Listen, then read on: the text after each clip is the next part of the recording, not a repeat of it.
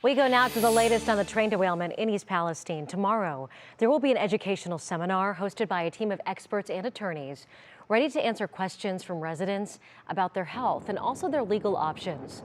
Also tomorrow, an open house will be held at East Palestine's municipal water treatment plant.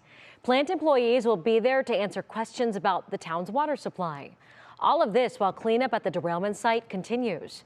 The governor's office, in fact, saying some 3.2 million gallons of liquid wastewater has been hauled out of East Palestine so far, with nearly 2,000 feet of damaged track and rail removed, too. And today marks 1 month since that train derailment in East Palestine that totally upended those lives, the lives for residents there. Emma Henderson takes us through what we've learned since and where the investigations and possible consequences stand now.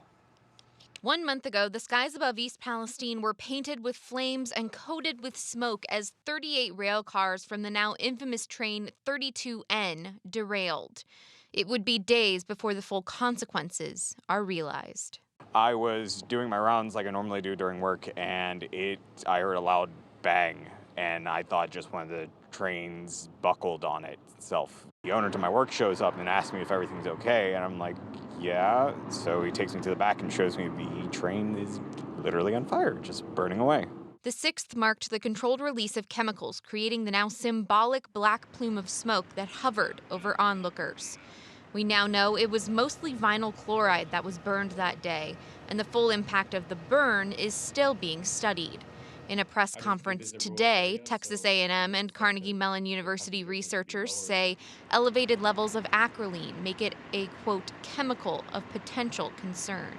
For acrolein, really, need to continue to monitor and make sure those levels continue to go down, or that they actually are going down. We are now getting a first look at the health impacts of the derailment and subsequent controlled release. With surveys done on 168 people at the East Palestine Health Assessment Clinic, 74% of respondents say they have headaches, 64% anxiety, 61% are experiencing coughing, 58% fatigue, and 52% reporting skin irritation. And with visits from politicians and activists, East Palestine residents have a clear message.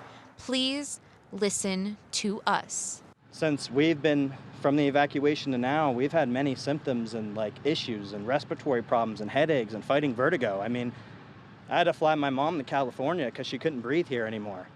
Emma Henderson, 3 News.